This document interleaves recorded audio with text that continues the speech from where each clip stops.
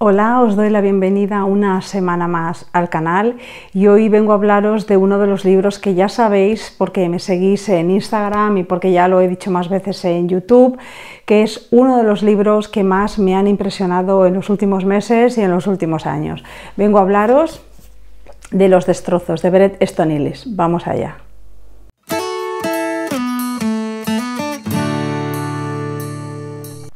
Esta reseña va a ser un poco diferente a otras que he hecho porque la parte en la que contextualizo al autor y en la que hablo de su vida un poco más a fondo, la reservo para un vídeo un poco más ambicioso que estoy preparando sobre Bret Easton Ellis. Voy a leerme toda su obra hasta llegar a la última novela, para hacer un repaso del estilo del autor, de la evolución, de la temática y demás, pero eso me va a llevar tiempo. Entonces, para no repetirme, porque prefiero que quede completo, digamos, el otro vídeo y no este, lo único que voy a deciros de Bret Easton Ellis es que casi todas sus novelas, voy a decir todas las que yo he leído, me faltan algunas y no sabría decir si esas también son autobiográficas, pero tienen mucho de autobiográfico. Eso por un lado. Por otro lado, que pertenece a una clase social elevada, que critica a las clases altas de los Estados Unidos, de Los Ángeles concretamente en esta novela, pero que las critica porque las conoce, porque pertenece a ellas, es uno de ellos, aunque tiene una serie de características que le pueden hacer sentir diferente, eso ya lo veremos. Pero en principio él es uno de los miembros de la clase alta a la que está criticando, critica lo que está mal en esa clase alta, aunque él sabe que también peca de esos mismos defectos. Una de las cosas que más me gustan de Bret Easton Ellis es la enorme honestidad que tiene consigo mismo y que se nota a la hora de transmitirla a sus novelas. No tiene concesiones con todo aquello que está mal en él. Yo creo que en muchas ocasiones los libros los ha escrito para entenderse, para comprender quién fue él en el pasado, todos esos errores que cometió, por qué los cometió, por qué hizo las cosas de esa manera, y nunca trata de justificarse, muestra las cosas tal cual son. Es igual de valiente a la hora de pensar, a la hora de opinar. Si buscáis cualquier entrevista que le hacen, tanto en diarios escritos como en YouTube, está lleno de entrevistas que le hacen a este autor, veis lo deslenguado que es. Y cuando digo deslenguado en el mejor sentido de la palabra. De hecho, hace un tiempo compartí en Instagram una afirmación suya muy categórica, que era algo así como: me importa una mierda que me cancelen, ¿no? Como diciendo, era una entrevista en la que estaba diciendo que él siempre iba a dar su opinión y que lo que no iba a hacer es callarse la verdad para no ofender a alguien con esa verdad. ¿Desde cuándo las verdades hay que callarlas porque la gente se siente ofendida con la verdad? ¿Qué vamos a hacer? ¿Ocultar la verdad? ¿Vamos a mentir para que la gente no se ofenda? ¿O uno tendría que aprender a endurecerse cuando la verdad le salta a la cara y sabe qué es lo que hay? Es un poco lo que vemos en la obra de Bret Easton Ellis. ¿Qué nos encontramos en esta obra? Mirad, es muy difícil hablar de una obra que no tiene trama, porque no sé si algunas de las obras de Bret Easton Ellis que yo no he leído tienen algún tipo de trama, pero las que yo he leído carecen de trama. Son una sucesión de secuencias donde se reflejan unos ambientes, unos personajes con unas emociones determinadas y unos pensamientos, ¿no? Los pensamientos de estos personajes, las digresiones muchas veces de estos personajes. Pero no hay una trama tradicional. Lo que conceptualmente consideramos como trama de la novela, no hay esa trama de la novela. Si nos ponemos a desmenuzar todas las que yo he leído y concretamente Los destrozos, no hay una trama. Y me hizo mucha gracia que él mismo respondiera a esto en la novela. Como ya os dije, hay mucha autoficción en la obra de Bret Easton Ellis. ¿Qué significa esto? Que hay un momento en el que tú no sabes qué parte de lo que te está contando es cierto y qué parte ya es ficción.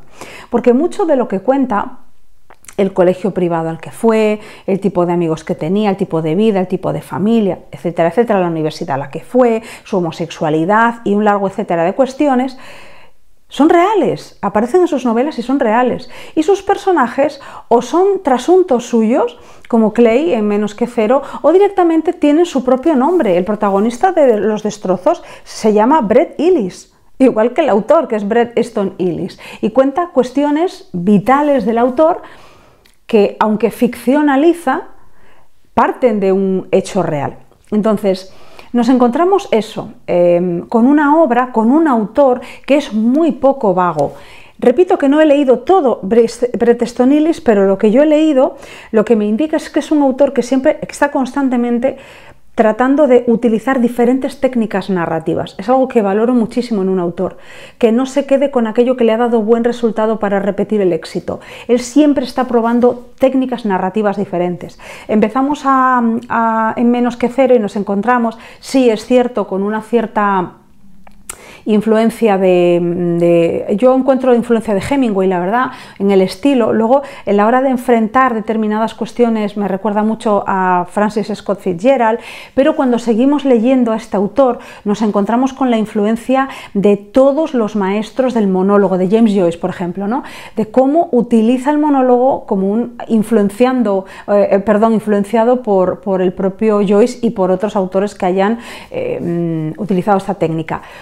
Otra cosa que me llamó la atención es cómo cambia o mezcla los géneros literarios. Es muy difícil decir qué tipo de novela es una novela de Bret Easton Ellis, porque sí tiene autoficción, la tienen, yo todas las que he leído tienen autoficción, pero no solo tienen autoficción. Hay algunas novelas suyas como esta que reflejan de una manera tan absolutamente exacta la época en la que él vivió, que tiene casi tintes de novela histórica. No es novela histórica, pero tiene casi tintes de novela histórica. Ya os digo, utiliza el monólogo interior, pero también es una novela de crecimiento, también es una novela de aprendizaje. Utiliza muchas técnicas diferentes. Es un autor muy completo, es un autor francamente muy interesante. Pero después de contar todo esto, lo último que os había dicho, y fui por los cerros de Úbeda, es que no tenía una trama. Entonces, lo explica él mejor que nadie. En esta novela, en Los destrozos, el protagonista, que se llama Bret Ellis, va a comer con un pez gordo de Hollywood porque cree que lo puede contratar para hacer un guión, y él lo único que pide, este pez gordo de Hollywood, es que en ese guión se hable de gente joven, que está de moda las películas sobre gente joven, y que se hable de gente joven. En esta reunión sale a colación que él está escribiendo una novela, cosa que es real. En la vida real, cuando él estaba en el instituto, Bret Easton Ellis comienza a escribir Menos que cero, que luego, un tiempo más tarde, se publicó con un éxito enorme. Y entonces le pregunta el pez gordo de Hollywood, ¿de qué va la novela? Y él dice, por eso os digo que es mejor que lo diga él con sus propias palabras, no sabía cómo describir bien Menos que cero, y tampoco quería hacerlo. Iba de mí, pero no había historia, había escenas, pero no había un relato como tal. Tenía esa cualidad divagante y embotada que estaba tratando de perfeccionar. ¿Cómo explicarle aquella sensación amorfa a alguien?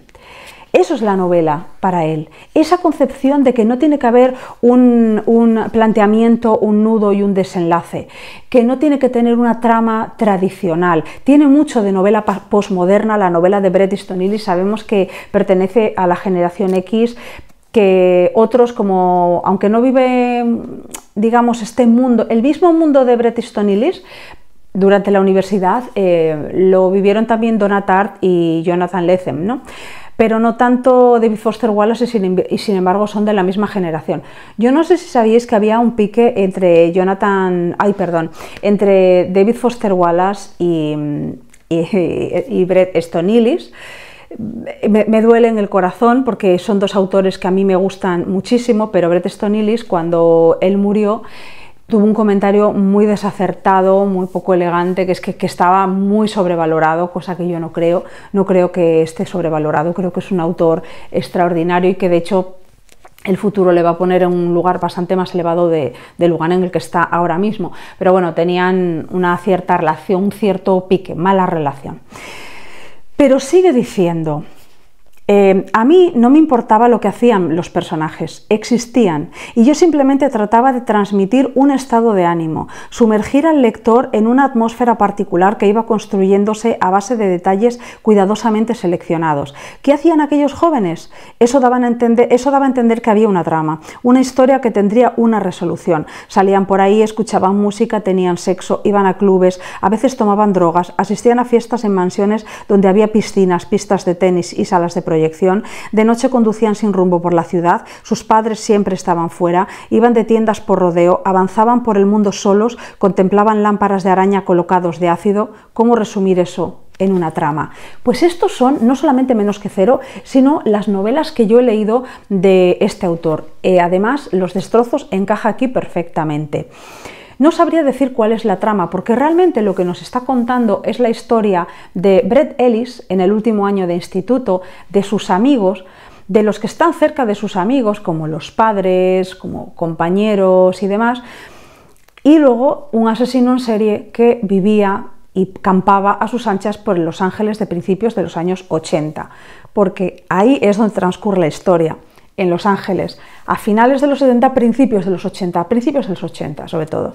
Nos encontramos con un joven, un adolescente fuera de lo habitual, que tiene unos intereses que no son los intereses normales, que ya, por más que sea uno más en esa escuela privada súper elitista de niños bien en la que estudia, es raro entre ellos, es raro por muchos motivos. El primero es porque ama el cine mucho más que los demás, lo ama de una manera mucho más profunda, no solamente como entretenimiento. Lo mismo ocurre con la música, constantemente está hablando de música, la música es el telón de fondo, y sonaba tal canción mientras yo iba no sé dónde, es el telón de fondo de las historias que cuenta. Y leía muchísimo, en esa época estaba muy obsesionado, su autora favorita era Joan Didion. Era un personaje, digamos, un personaje, sí, bastante llamativo para esa época, ¿no? Para ese grupo de chicos. Lo aceptaban como uno más porque, y en el colegio tenía visibilidad, él sabía que si no fuera por sus dos mejores amigos y por su novia, él sería uno más de los que se sentaba en un banco a comer al mediodía y nadie se fijaría en él. Pero estaba rodeado de personas muy brillantes, que brillaban mucho, tenían mucha luz propia, y esa luz al final le alcanzaba a él. Él era bisexual en esta época, o probablemente homosexual, que aún estaba aceptándose del todo o conociéndose, ¿no? Tenía relaciones con chicos y con chicas. Era un Los Ángeles de principios de los años 80 en el que esto no se aceptaba, se aparece reflejado como en el mundo del cine, existía, lo había, pero acababan casados por mantener las apariencias. No se decía claramente, aunque de alguna manera sotoboche, pues la gente lo comentaba, ¿no? Fulanito es homosexual y no sé quién es homosexual, pero no se decía públicamente. Él tenía relaciones con otros compañeros que también, algunos simplemente estaban experimentando, otros también eran homosexuales, y estas relaciones, evidentemente por la época en la que ellos vivían, las llevaban en secreto, pero él públicamente tenía una novia, y no era una novia cualquiera, era la chica más guapa, más sexy, una de las más populares del colegio. Además, sus dos mejores amigos, que eran pareja, eran como la pareja perfecta, y él los deseaba muchísimo a los dos, al amigo y a la amiga. Al mismo tiempo, para él reflejaban esa perfección de pareja que él no vivía en su casa, ¿no? Porque sus padres, que por cierto no aparecen en toda la novela porque están en un viaje larguísimo por no sé dónde durante no sé cuántos meses, él está en su casa con el perrito de su madre y la señora que le hace las labores de la casa y le prepara la comida. Está completamente solo, nadie se ocupa de él. Bueno, pues este chico tiene una relación, sus padres, que es una relación bastante tóxica. Siempre están rompiendo y volviendo juntos, rompiendo y volviendo juntos, ¿no? Y además, bueno, pues el padre pues, tiene un carácter complicado, la madre, bueno, pues está ahí un poco aguantando al padre. Eran unas relaciones que realmente no veía no los veía como referentes. Después los padres de sus amigos tampoco lo eran. Es habitual que fuera a casa de un amigo, por ejemplo, uno de sus amigos del instituto vivía en la casita de la piscina que tenían y a sus padres no los veía. Los padres pasaban semanas enteras sin ver al hijo. Sabían que estaba porque sonaba música en la casita de la piscina, pero no lo veían. Entonces, o los padres no estaban directamente, como el caso de Bret Ellis, el protagonista, o estaban pero no tenían contacto con los hijos, o estaban y tenían contacto con los hijos, pero hubiera sido mejor que no lo tuvieran, que es el caso de la novia del protagonista, que el padre es un homosexual encubierto del mundo del cine, el pez gordo que habló con él, ¿no?, sobre el guiones, y la madre es alcohólica, vive esa mentira. El padre lo vive con mayor alegría, pero la madre pues es alcohólica, está todo el día borracha, metiéndose en líos. El padre pues tampoco es que le haga demasiado caso a la hija, porque está pendiente del cine y luego de los muchachitos jovenzuelos que le gustan y que trata de hacer caer en sus redes, ¿no?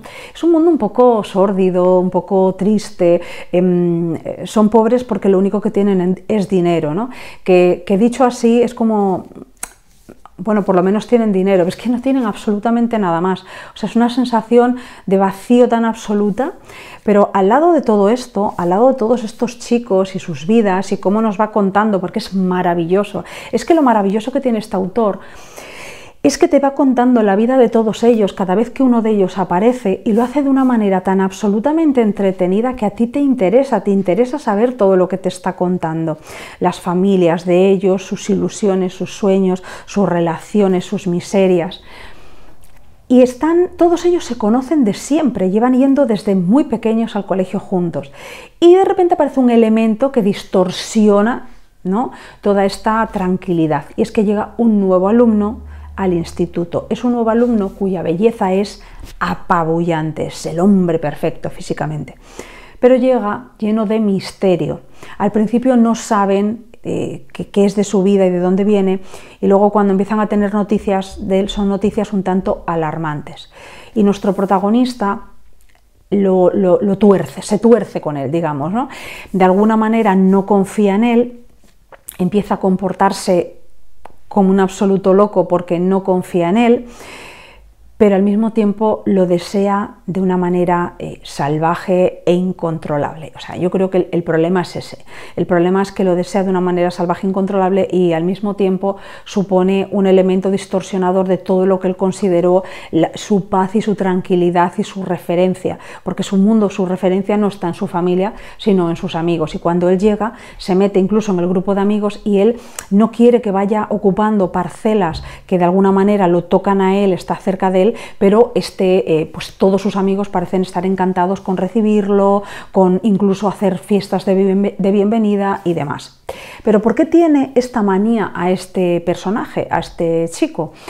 Porque hay otro elemento que también inquieta al protagonista, y es que en Los Ángeles, en esos años 80, había no sé cuantísimos asesinos en serie sueltos, asesinando a la vez, volviendo locos de miedo a la población, ¿no?, volviéndola loca de miedo, que muchos de ellos además aparecían, mataban a no sé cuántas personas y desaparecían sin que la policía nunca diera con ellos.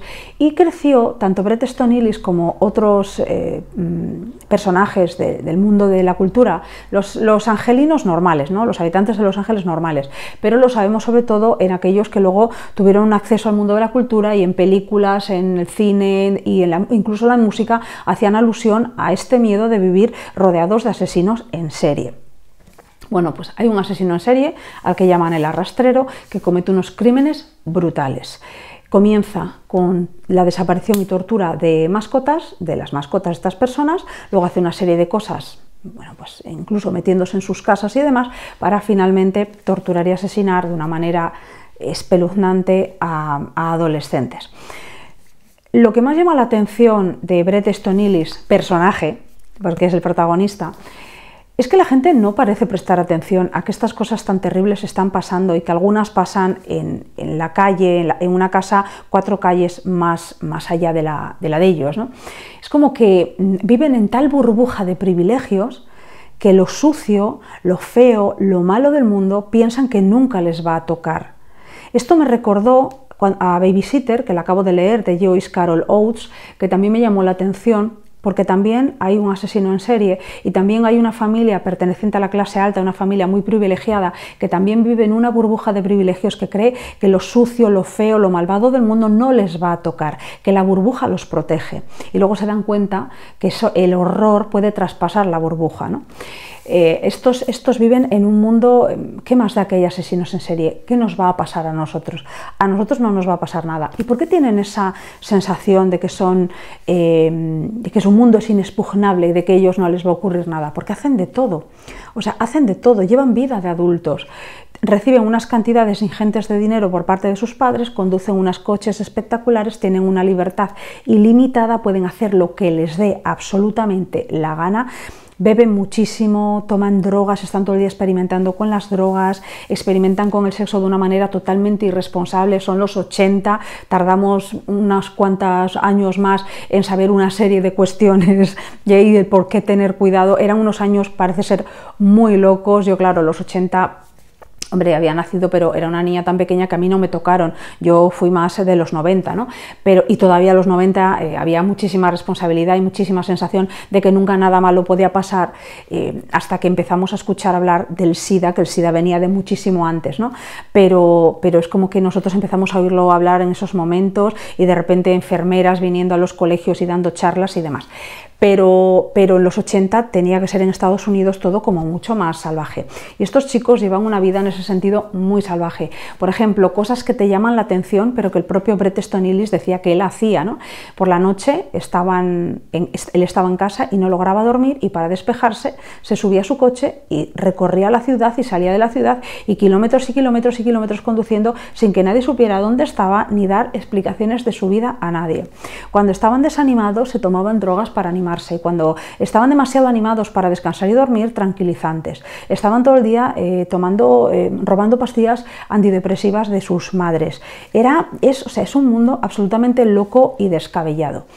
Y lo interesante de todo esto es que muestra una realidad, la suya, la de Bret Easton Ellis, y la muestra de una manera que es muy particular, porque nos sentimos auténticos observadores, como si estuviéramos mirando por el agujero de una cerradura qué es lo que está pasando. Lo que me ocurre a mí con Bret Easton Ellis es que de alguna manera sus novelas hacen que me sienta una más de esa pandilla, que me sienta como si yo, no sé cómo deciros, estuviera observando la vida de ellos en vivo y en directo, porque son novelas llenísimas de vida, muy valientes a la hora de enfrentar todo tipo de temas. Es muy llamativo cómo cosas, porque lo vais a ver en la novela está llena de supuestos tabúes, tanto en los 80, que hubieran sido muy tabúes, como en la actualidad. Hay pensamientos que tú sabes que no son de personajes, que son pensamientos que en algún momento ha tenido Bret Easton Ellis, y que probablemente le hayan inquietado y le hayan hecho sentir un poco asustado ante los propios pensamientos, y los plasma aquí. Hay una verdad en lo que escribe, es súper honesto. No digo él como hombre, él como persona, digo él como escritor. Es un escritor extremadamente honesto, le da igual el juicio de valor que se vaya a hacer a él como persona.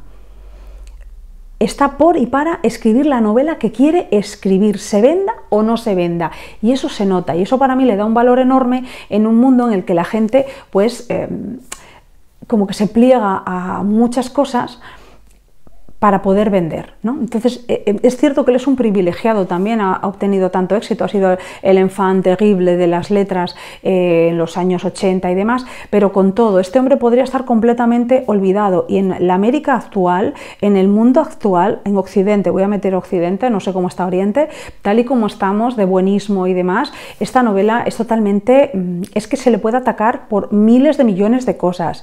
Es que hay cosas aquí que tú las estás leyendo y tú estás diciendo, madre mía, esto lo lee algunos de estos que quieren cambiar las novelas de Roald Dahl y vamos, no sé qué hacen, ya no con la novela sino con el autor. Bueno, esto es lo que quería comentar de la novela. Puede pareceros a algunos que he contado mucho, no he contado nada. No os he contado nada. Lo único que sabéis es la mala vida que llevan, porque llevan mala vida, están muy solos y demás, solo tienen dinero. La soledad, perdonad, la soledad no sé, que siempre están rodeados de una enorme soledad, la violencia, los excesos, y simplemente es eso. Pero luego, el final es apoteósico. El final es tremendo. No el final, las 10 últimas páginas, sino antes de esas 10 últimas páginas. Lo que ocurre es impresionante. Y además a mí me deja una duda enorme que no puedo comentar porque sería un spoiler muy gordo, pero que me gustaría que alguien me comentara sobre el asesino. Cuando acabéis de leer la novela, decidme qué pensáis del asesino, ¿vale? Porque me interesaría. Otra cosa que se me había olvidado comentaros de esta novela es que la novela está escrita desde el presente del autor, perdón, del personaje principal, ya lo mezclo como se llaman igual, desde su presente recordando el pasado.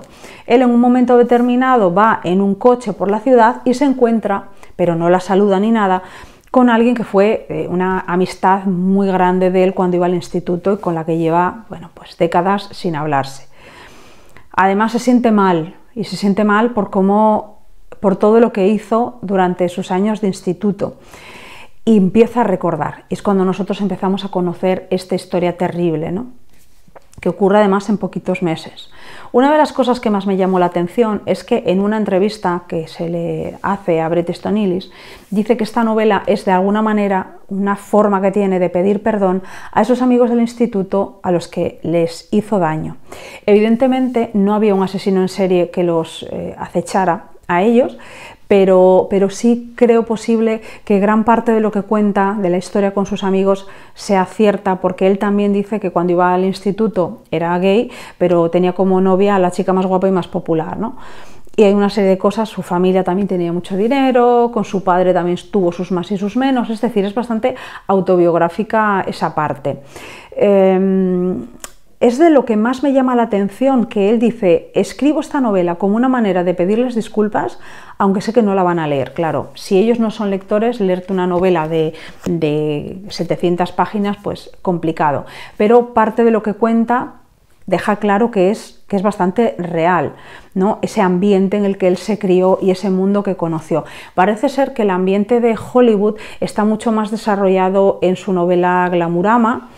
Bueno, ya os diré, porque voy a leer por primera vez lo que me falta por leer de él y a releer todo lo demás, y lo voy a hacer por orden cronológico, así que voy a empezar por Menos que cero, y bueno, a partir de ahí pues todas las demás por orden, y grabaré un vídeo en el que hable de la evolución y del estilo, y aquí ya sí me extienda un poco más, pero este vídeo no es realmente una reseña al uso, sino son impresiones mías, quiero transmitir un poco la fascinación que a mí me produce este autor. Creo que es uno de los grandes autores vivos, de los pocos grandes autores vivos norteamericanos que quedan.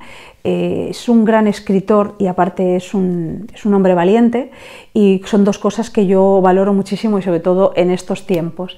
Así que espero haberos animado a que leáis la obra. Muchísimas gracias por haberme escuchado y chao, hasta la próxima.